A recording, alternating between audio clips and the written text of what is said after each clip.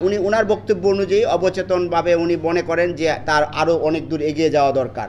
উনি প্রথম দিকে কিছুটা জড়সড় থাকলেও পরবর্তীতে উনি বিষয়গুলি কবুল করেন। উনি শারীরিক অক্ষমতাকে দায়ী করেন যে আমার শারীরিক কিছু সমস্যার কারণে, মানসিক কিছু সমস্যার কারণে আমি এই ঘটনাটা করেছি। আপনারা জানেন যে মহিবুল্লাহ মিয়াজি, যিনি TNT মসজিদের ইমাম, দীর্ঘ সময় যাবৎ উনি ইমামতি করেন। উনি একটা এজাহার দিয়েছেন, সেখানে উনি উল্লেখ করেছেন যে সকালবেলা হাঁটতে গিয়ে উনি 4-5 জন ব্যক্তি কর্তৃক উনি মাইক্রোবাসে করে ওনাকে জোর জবরদস্তি করে নিয়ে যায় এবং পঞ্চগড়ে ওনাকে আবিষ্কার করা হয় একদম একটা নাজেহাল অবস্থায়।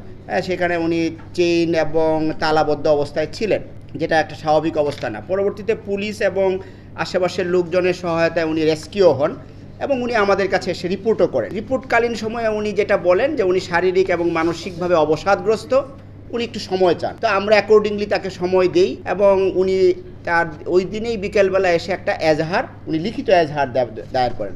সেখানে উনি যে সমস্ত ঘটনার অবতারণা করেছেন সেগুলি আপনারা কম বেশি জানেন, যেহেতু ওনাকে জোর জবরদস্তিপূর্বক অপহরণ, হত্যার উদ্দেশ্যে মারধর এবং বেসামাল অবস্থায় ফেলে যাওয়া এবং আরও কিছু ঘটনার কথা বলেছেন। তো সেগুলি আমরা আমলে নিয়েই তদন্ত শুরু করি। তদন্তের পর্যায়ে আমরা যে জিনিসটা জানতে পারি যে উনি আসলে সকালবেলা যখন হাঁটতে বের হন, উনি নিজেই একটা পর্যায়ে তার মধ্যে উনি ওনার বক্তব্য অনুযায়ী অবচেতনভাবে উনি মনে করেন যে তার আরও অনেক দূর এগিয়ে যাওয়া দরকার।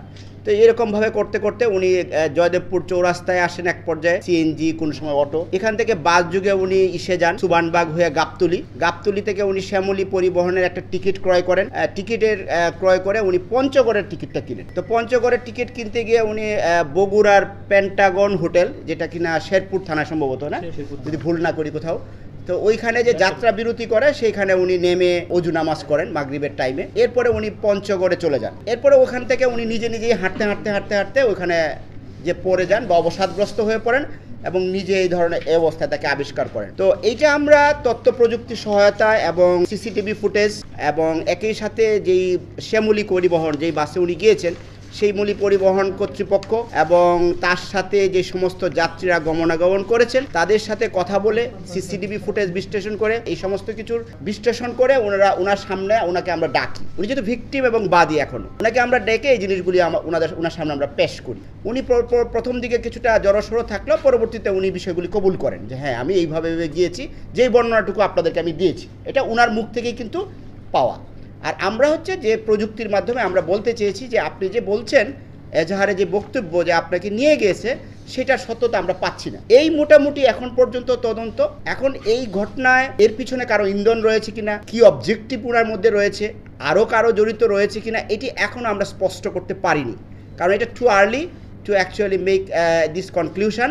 সো আমরা চেষ্টা করছি যে পুরো বিষয়টা খতিয়ে দেখে ওনার বক্তব্যটা কতটুকু মানে সঠিক। উনি বারবারই একটা কথা বলছিলেন যে উনি শারীরিক অক্ষমতাকে দায়ী করেন যে আমার শারীরিক কিছু সমস্যার কারণে, মানসিক কিছু সমস্যার কারণে আমি এই ঘটনাটা করেছি। কিন্তু স্টিল আমরা মনে করি জিনিসটা অবসকিউর, এখানে কারো ইন্ধন আছে কি নাই এটা আমাদের কাছে স্পষ্ট না। এই বিষয়গুলি পরবর্তীতে আপনাদেরকে স্পষ্ট করা হবে এবং যে সমস্ত প্রচলিত আইনে যেই প্রসিকিউশন প্রয়োজন আমরা এই অনুযায়ী তার বিরুদ্ধে অথবা আরও যদি কেউ এটার মধ্যে থাকে ব্যবস্থা নেওয়া হবে। এটি